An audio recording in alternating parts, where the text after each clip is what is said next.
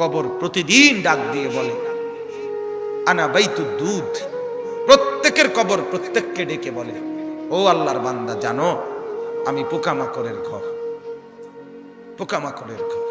তুমি তো সেই বান্দা যে একটা মশা কানের পাশ দিয়ে উড়ে গেলে তোমার ঘুম বন্ধ হয়ে যায়, চোখ মিলে যায়। একটা মশার গুনগুন আওয়াজ সহ্য করতে পারো না। একবার কয়েল, একবার অ্যারোসোল, একবার মশারি, এরপরেও তুমি চাও যে একটা মশাও যেন আমার কানের কাছে গুনগুন না করে।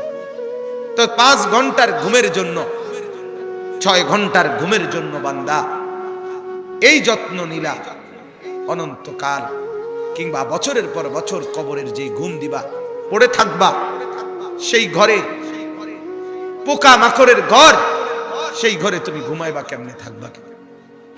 আমার বাপ, আমি থাকবো কিভাবে? আমি থাকবো কিভাবে বলে?